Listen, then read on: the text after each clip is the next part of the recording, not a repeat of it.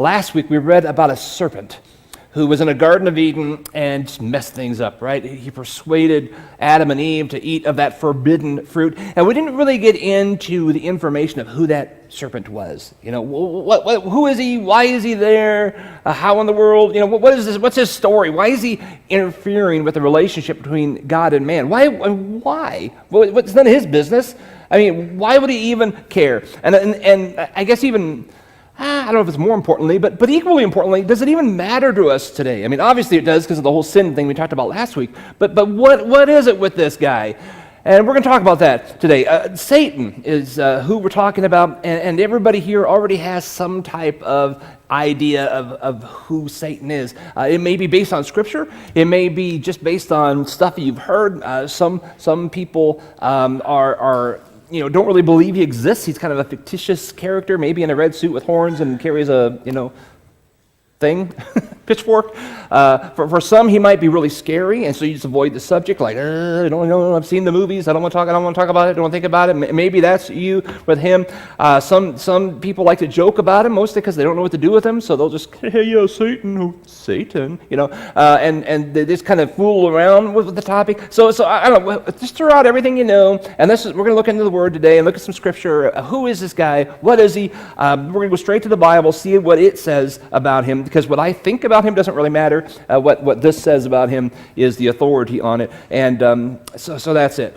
We don't know a lot about the early days. I'm talking like before the Garden of Eden days of Satan, as far as what was really going on with him. We do know he was created by God as some type of angelic being, so he's not like an equal to God. He was created by God, and scholars tend to agree that most of them that there's some kind of hierarchy in the spiritual world, right? Especially like in the heavenlies, there's some kind of a hierarchy amongst the heavenly beings. You have God, who is the Creator, who spoke everything into existence. You could call it the Trinity, Father, Son, Holy Spirit. But God, he's the figurehead, right?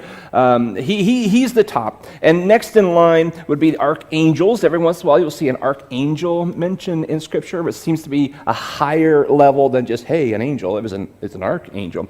Then there is cherubs that you see described in various places in Scripture, and that take another day just talking about all these. I'm just kind of mentioning them. And then there's a seraphim that's mentioned. They have another role that's different than the cherub or the archangels. And then there's angels, which is a word that means messenger, and they're like the ones going off doing most of the stuff. Most of the interaction that you see in Scripture is just with angels. I shouldn't say most, but a lot of it is. Now Satan was a cherub. So he was a high-ranking angelic being. Ezekiel 28 says, you were an anointed guardian cherub. So it's not just an angel, it's not just a fallen angel, it's higher than that. He was a high-ranking angelic being.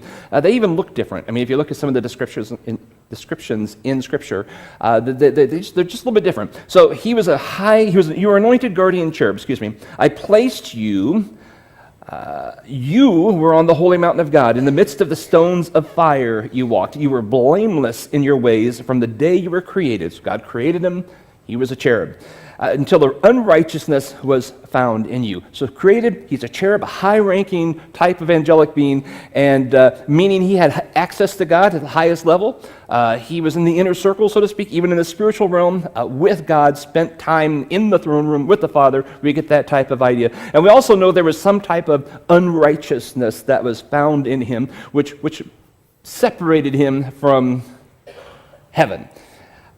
It's described more in Ezekiel, the next verse, 28, and also in Isaiah 14. The next verse 17 says, in the abundance of your trade, you were filled with violence in your midst, and you sinned. So I cast you as a profane thing from the mountain of God, and I destroyed you, O guardian cherub, from the midst of the stones of fire. Your heart was proud because of your beauty. You corrupted your wisdom for the sake of your splendor. I cast you to the ground. Isaiah kind of adds to that, and he says, how you are fallen from heaven, O day star, son of dawn. How you are cut down to the ground, you who laid the mountains low. You said in your heart, I will ascend to heaven. Above the stars of God, I will set my throne on high. I will sit on the mountain of assembly in the far reaches of the north. I will ascend above the heavens of the clouds. I will make myself like the Most High. But you are brought down to Sheol, to the far reaches of the pit. So he's this high-ranking, angelic, spiritual being who became prideful, who became arrogant, and wanted to take a place of God, and God cast him out of heaven. Have you ever had a supervisor? You kind of look what they're doing and say, "Well, I can do that job." Like whatever. Shanna, I'll tell on her. She's not in here. She's down the hall. She was with Danielle in doing a surgery thing. What do you call that? Shadowing in the surgery room yesterday. And she's watching the surgeons thinking, "Well, I can do that." Well, she could after and she acknowledged, she needs the training first, but it was like, sometimes you watch what people do, "Well, I can do that." That's kind of Satan going to God, "Well, I can do that. I can be God," right? And that led his pride and his arrogance led to his downfall and to his sin. Shannon didn't go that far. He's cast out of heaven. So that's Satan cast out of heaven. The Bible uses some 22 different titles for him. We're not going to look at all of them by any means, but there's 22 different names for Satan. Each one of them describes a little bit about his character, a little bit about how he interacts with people and about us and how he interacts in the world today and how he functions. We'll break down just a few of them, but look at some of those. Satan, the devil, the prince of the power of the air, the god of this age, the king of death, the prince of this world, the ruler of darkness, the dragon, the deceiver, Apollyon, that means destroyer, Beelzebub, prince of demons, Belial, vileness is what that means, the wicked one, the tempter, the accuser, liar, murderer, the enemy, a roaring lion. There's really nothing positive about him. We get, except before he fell and his arrogance took over, there were some good things to say about him. But after that, it's all negative, right? He's not your friend. There's nothing you really want him in your life for. Let's break down some of these. We're not going to do a bunch of them, but there's a few we're going to look at, and we'll kind of combine a few. Like he is the God of this world, or the ruler of this world. There's a couple of verses that bring that out. 2 Corinthians 4 says, "The God of this world has blinded the minds of unbelievers to keep them from seeing the light of the gospel of the glory of Christ, who is the image of God." He's blinding the eyes of unbelievers. Do you ever have someone in your life you think, "Man, I just wish they would accept Jesus. I wish they would hear the gospel and say yes." But it's not just that you aren't explaining it well, although that could be. There's also the fact that there is a deceiver, a god of this world, who is blinding their eyes, keeping them from understanding. Jesus referred to them like the seed on the path that the birds of the air come and eat the seed of the gospel before they can even grasp it, right? So it's a common thing that Satan will try to cloud people from the gospel and try to confuse them. I like to say that Jesus' mission statement is when he said, "I came to seek and save the lost." He goes, that's why I'm here. He did a lot of good stuff. I came to seek and save the lost. So that's kind of like his mission statement. If you were to have a mission statement for Satan, it'd be the complete opposite of that. I want to blind the minds of unbelievers so they won't see who Jesus is and be saved. So you got Jesus wanting to save people and Satan saying, "Yeah, let's make sure they don't get it." The gospel's not that complicated, is it? Right? You sinned, you're separated from God, Jesus loves you, he died so you can come back. That's not that complicated. But there's some people like, I just don't get it, I don't understand it. Well, it's not that they're not smart people. There's a cloud that's dimming their vision to that. We live in Satan's domain. This is his world. He is cast down here. This is where he's at. He's the God of this world, and he's actively pulling the strings behind the scenes to thwart God's purposes in anything, but especially in the areas of salvation. We just read a few weeks ago through the book of Judges, and how many times did Israel come to this great moment of, we love God, we want to follow him, we want to obey him, he's the God of the universe, he is the greatest God ever, and within a generation or two, maybe a few years, pretty soon they were doing the same stuff before the big revival happened. Sacrificing children, bowing down to idols, engaged in every type of indecent act you can imagine. Well, it wasn't just that people weakened with the generations. There is this element of Satan pulling strings, luring them, the God of this world saying, "Hey, aren't the Canaanites better?" Whispering into their ears, "Isn't this a better way?" And pretty soon they would listen and they'd go back to the way they were before. He's the God of this world. John 14:13, Jesus is speaking. He says, the ruler of this world is coming. He's talking about Satan. He has no claim on me. If things are going to look bad, he's coming after me, but he just nothing. He has no authority over Jesus. He has no authority over heaven or the things that belong to heaven. If you're a child of God, he has no authority over you. Now, you live in his world.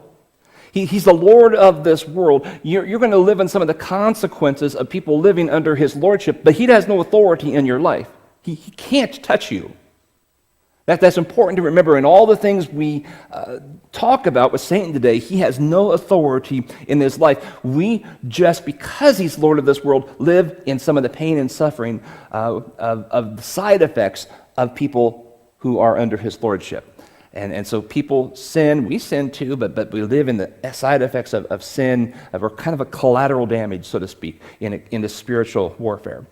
Okay, so that's God of this world, ruler of this world. He's also called Satan. Actually, that's the most common name he's given in Scripture. And actually, it's a descriptive word. It's not like someone came up with, what should we call this guy? It actually is a Hebrew word that means adversary. So he is adversary. He is Satan. 1 Chronicles 21, verse 1 says, Satan stood against Israel and incited David to number Israel. That word is adversary. The adversary stood against Israel and incited David to number Israel. See, God had told David, don't count them. Don't count the people. And Satan somehow influenced him and said, well, why not? Go ahead and count them. Kind of like he did with Adam and Eve. What do you mean? Go ahead and eat the fruit. It's no big deal. He's an adversary. He's trying to destroy you. The same title is used in 1 Peter, when Peter writes to us in chapter 5, verse 8, be sober-minded, be watchful. Your adversary, your enemy, your adversary, the devil, prowls around like a roaring lion seeking for someone to devour. So he is against us. I don't know why. He's against God. We're his creation. He's his creation too, but he's against us. He hates us. He wants to devour us. He wants to destroy us. Whether you consider him an enemy or not, he considers you an enemy, and he's out to get you. He wants to destroy our bodies, our souls, our relationships, our minds. Why? He wants to beat us down to the point that we ultimately will turn our backs on God and lose our eternal souls. That's his goal, and cause as much havoc and destruction and pain in our lives as possible, because he's the adversary. He's also called the prince of the demons. Matthew chapter 12. When the Pharisees heard it, they said, it is only by Beelzebub, the prince of demons, that this man casts out demons. They're talking about Jesus, calling Jesus the prince of demons. That's not true. But they acknowledge the fact there's a prince of demons. That is Satan. And Scripture seems to imply in a number of places that there's some type of spiritual hierarchy. We mentioned a heavenly one, but I believe it's also one in the demonic world too, because it was those angels that fell, right? So Satan isn't necessarily a fallen angel. He's a fallen cherub, really, if you want to get technical about that. But it has very much the same idea of this pyramid where there's fallen cherub and there's fallen seraphim and there are fallen angels, which are the common demons that run around and do the dirty work of the higher ranking ones. And so the idea that Satan himself is like chasing after you and trying to cause havoc in your life probably isn't true. I like to think of it more as it's ultimately from him. You can trace it back to him. But I kind of like to think of it almost like a drug lord. He's like in some compound calling the shots, and he has all of his goons out doing this stuff. They're selling the stuff and transporting the stuff and collecting the money and causing the intimidation and doing all the stuff that whatever it is that they do. That's kind of what's going on there. The demon angels, the fallen angels, the demons are the ones doing the heavy lifting, and he's kind of calling the shots, so to speak. So if Satan literally is after you, you're probably a bigwig more than you think. Whatever that means. He's also called the prince of the power of the air. This is in Ephesians 2:2, the prince of the power of the air, the spirit that is now at work in the sons of disobedience. That's just kind of a clip out of the verse there, but just to reference his title, prince of the power of the air. And that's kind of like a big picture thing, that you've got this prince of demons who kind of takes it a step further. As you watch the events of the world unfold. I mean, turn on the news any week, it doesn't matter when, and you see what's going on in our world. This nation goes against that nation, this ruler against that ruler. There's death, there's destruction, there's conflict, pestilence, disease, all kinds of stuff. There's someone in the background pulling the strings, pulling the levers, kind of trying to cause these. If I can make this world leader angry, he'll go after that world leader, and this one, if I can cause him to do something, there's a chain reaction type of thing going on in the spiritual world, trying to affect the physical world. So it's not just, that guy's a doofus or that guy's just mean or whatever in world leaders. That might be true, but there's a spiritual thing going on behind the scenes pulling these strings. I imagine Satan in like a war room setting, like a group of guys, generals sitting around a table coming up with plans and high-level instructions, and then the generals go off into their forces, and the trickle-down thing. Like here's what Satan has commanded, here's what he's ordered, now let's go carry it out in the different places. So you might have Satan saying, okay, we want to take down America or whatever. They want to take everything down. But say they're having a strategy meeting. Let's take down America. Go. So the cherub runs off, or the seraphim, whatever, runs off, and they're talking to the demons, and they're trying to get it all worked out. And so what happens is you're sitting there, and you have this sudden temptation, like, I just want to look at some pornography. That's all. This doesn't hurt anybody. It's just me, right? Well, what's that doing? Well, there's somebody somewhere that's being pulled into sex slavery who's being filmed, or someone's being abused in some way to take part in these videos. It's destroying lives. It's destroying families. Then the person who's viewing the pornography, it's messing with their family and messing with their marriage and messing with their spiritual life, and it breaks up families, and what it does is it weakens that family. And so what if that's happening all over the place? And the big picture goal is, let's just bring down a country. And what's happening is in little families all over the place, things are being disintegrated, families are being destroyed and being ripped apart, and distrust and all kinds of things are happening. So you got these levels going on with so demonic pressure, temptations going on, and different things. I just threw in one example. It could be throw in any example you want. But there's a ripple effect, and it isn't just you. It's part of a bigger picture where Satan's trying to destroy the entire world. And his goal is the world. It's everything. This is his domain. And so it's not necessarily just your personal struggle. It's part of a bigger picture. I think there's a reason, there is a reason, why the Bible tells us to pray for our leaders. Our leaders need our prayer, whether it's the president or the mayor or the city council. At all levels of everywhere need our prayer. They have huge targets on their back in the demonic world. Because if you can influence a leader, it ripples across the entire nation, or whatever nation that is. So you might be diametrically opposed to whatever leader of whatever level. It doesn't matter. We're called to pray for them. We have had presidents that I have been absolutely, completely against everything they spoke, and I go, just personally, right? I still prayed for them, It's important we do that because they need wisdom, they need protection, they just need prayers. We are called to pray for all leaders, mayors, like I said, at any level. I believe that's true in the church as well. Our spiritual leaders need our prayers. I am shocked at the number of very high-level, influential, I should say, church leaders across the nation the last 5 or 10 years that have just completely imploded and fallen, and it's hurt the church. And we should be praying for our pastors. I need your prayers. I'm just this feeble little human being that is a weak human being. You should be praying for all the elders in this church. They're just humans, and they have a big weight on their shoulders. And if God can find a crack in their armor, their spiritual armor, He's going to go after that. And we should be praying for their protection and praying for their wisdom and praying for God to protect them and so forth. Every ministry leader we have needs your prayer because they're just human beings, and they have targets on them. Just this last week, Bill Hybels, Willow Creek stepped down. There were some allegations. I don't know if they're true or not. And that's not for me to worry about. But the thing is, he's not there because of some allegations. And here's a church that has influenced literally the world. I mean, through the huge church in Chicago area that is there, and the books that have been written, I've gone to their conferences, and I mean, it's just they've reached a lot of places. Now, like I say, whether things are true or not, I don't know, but there's someone we still need to be praying for, and that's a church we need to be praying for. But I've seen it over and over and over and over again. Recently, of spiritual leaders getting themselves in trouble. So pray for them.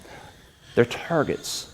You strike the shepherd, and the sheep will scatter often, and that's a target. That's all part of his plan, the prince of the power of the air, kind of a big picture type of thing. He's called an angel of light. 2 Corinthians 11:14 says Satan disguises himself as an angel of light. Think about it. If he were to pop on the scene with horns and flames and some evil voice or something like a movie and says, "Let's start killing babies," everybody would be like, "You're insane. Of course we wouldn't do that." I mean, why would you? We would be freaked out. We'd be afraid. People would be running. People would hide their babies. We'd never do that. But you disguise yourself with a little bit of light and rephrase things a little bit. Say, we want to keep things safe, and my body, my choice, and talk about women's health and talk about wonderful things. Within a short amount of time, an entire population who once found an act to be repulsive will eventually find it not only acceptable, but moms will put little pink hats on and mark down the street and talk about their desire to kill children. And you're like, what? What? Well, he's an angel of light, and they're not evil people. But they've been influenced by an angel of light bringing darkness and making it sound good. He might infiltrate the doctrine of a church. And this happens all the time. That's been happening since the first century. If he can go after the doctrine of a church, he can affect the whole church. It can not even be a church, and they don't know it because they're not following this anymore. But they use some of the religious words and have a sign out front. Of course, we're a great church. But he can bring down an entire church by twisting a few words here and there, by doing things teaching things that what God says is evil and saying, no, that's really good, or finding things that God says is good, and then they say, no, that's really evil, and they little twist and I read this thing, I saw this archaeological thing, whatever, and they can twist things and turn things and make it so this isn't even true anymore. That's an angel of light, and he does that. His goal is our destruction. He'll do anything he can. He's called the tempter. Matthew 4:3, the tempter came and said to him, "If you're the Son of God, command these stones to become loaves of bread." So he's a tempter. That's not a surprise to you. You know that, right? His goal is for you to sin. He knows if you sin, you're separated from God. His goal is your destruction. He's called the deceiver. He's called a liar. Revelation chapter 12, verse 9, the great dragon was thrown down, that ancient serpent, who is called the devil and Satan, the deceiver of the whole world. He was thrown down to the earth, and his angels were thrown down with him. So he brought down because of his lies. John 8, he was a murderer from the beginning. He does not stand in truth because there's no truth in him. When he lies, he speaks out of his own character, for he is a liar, the father of lies. Do you ever know anybody you just think, every time they open their mouth, you're thinking, I'm assuming you're lying.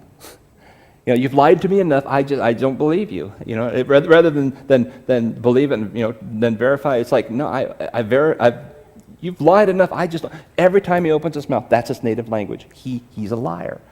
That's how Satan works with us. He lied to Adam and Eve. He lies to you all the time. He lies to me all the time. He tells a child, "Hey, you don't need to listen to your parents." Any parents? Child ever think that?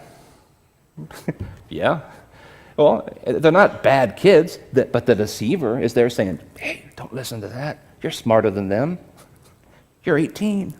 You're 14, whatever the age, doesn't matter." He tells a spouse, "You'd be so much happier with another person." It's a lie. He tells a student, "Just sneak those answers. It doesn't really matter. You need good grades. Just kind of slide this in. No one will catch you." He tells a young couple, "You're in love. Why wait till marriage? Forget everything this says. Just come on, celebrate life a little bit." The list can go on and on and on. We go down a whole list. Anytime you read Scripture and it just says, Scripture's not that complicated, and it says, "Hey, don't do this." and someone tells you, no, I think you should do this, they're liars.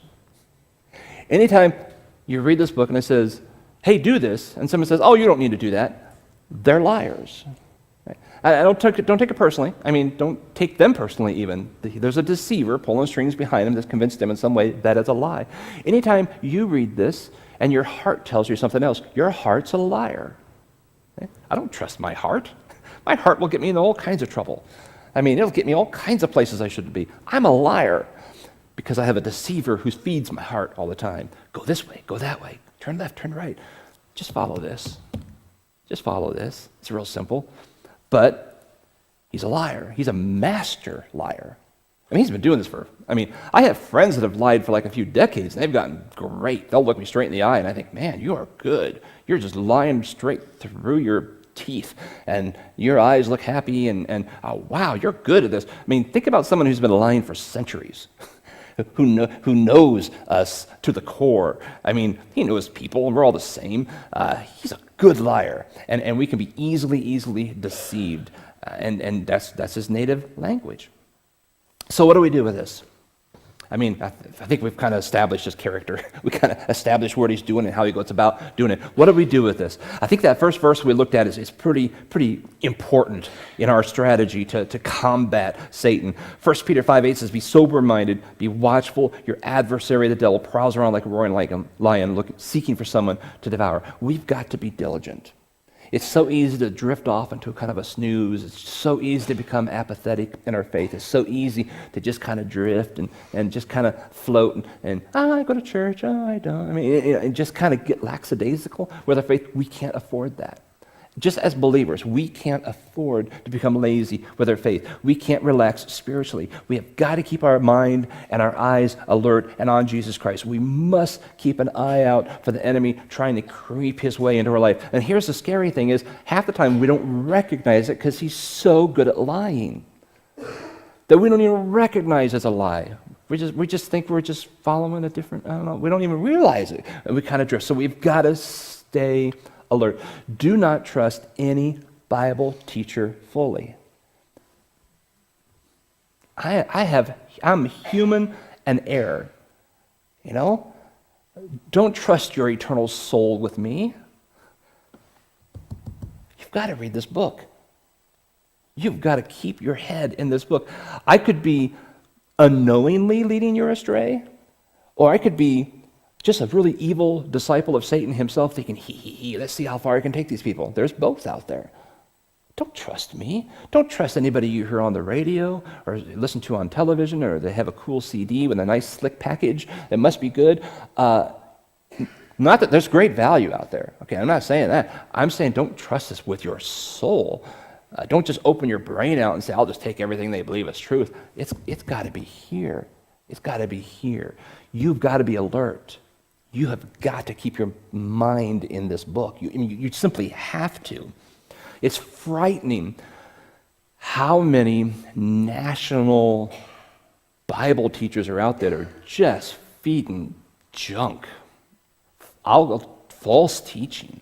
I mean, there's some false stuff thrown out on the televisions, on the radios. I'm not going to name names, it doesn't matter. I'm just saying you'll know it immediately if you're reading this going, wait a minute, that doesn't make sense.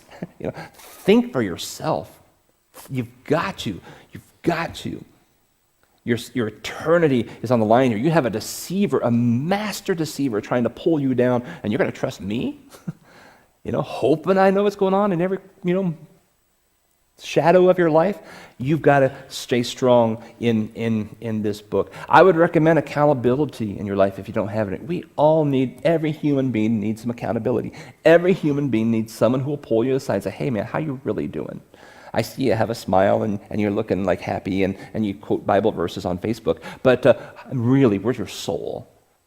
And someone has to have permission to do that. Everybody, we have these LTG, Life Transformation Groups. I printed some new pamphlets out, grab one on the way out, and there's no structure to this. We don't know who's in them and who isn't, but grab another person or two, and there's accountability questions, there's scripture to read. I mean, it totally fits the be alert, be sober-minded thing. It helps you. It's a tool to guard your salvation, and it builds you up in the faith. But we need accountability. We drift. Every one of us drift. or leak, or however you can say it, I always think of it in relation to like a lake. If I jump on a floaty in a lake and I close my eyes, before long I've moved quite a bit. You just do. You don't even know it. You just kind of enjoying life and going with the waves, going with the motion. Pretty soon you're like, whoa, how'd I get over here? Same thing spiritually. We all do this. So we've got to be alert. We've got to have accountability in our lives. People who will call us aside and say, man, how you really doing? What's going on in your life? It's just incredible because Satan is a liar. And he's full of deceit, and he wants to destroy you. I mean, that right there is all you need to know to say, boy, I better be careful about this. When I walk near what appears to be an electric fence, I kind of like go, just stay away from the electric fence. I learned that as a kid because I may not have stayed very far away. So you don't like get zapped once. You go like, I don't want that happening. And so what happens? You're on alert. You're on alert. And just pretend there's always a spiritual electric fence coming after. When we go to Africa this summer, I'm looking for mosquitoes because some of them have malaria, right? So I'm just always like, I hear a mosquito, the radar is on, and that's what he's saying. Be sober-minded, be watchful, have the radar on at all times. The enemy's out to get you, and he's full of deceit. Let me encourage you to pray, and we'll end with this verse, with the prayer that David prayed, and it's in Psalm 139, because here's the deal. If Satan's so good at lying, I don't even know I've been deceived. That's kind of the point. I don't even realize it. I have a really great justification for why I do what I do, or what I'm thinking. Even though it might differ from this, or I might be convinced that what I read in here is different than what it really says. All that stuff, right? So I love this prayer of David. Search me, O God, and know my heart. Try me and know my thoughts. See if there be any grievous way in me, and lead me in the way of everlasting. You pray this prayer, and I would do it regularly.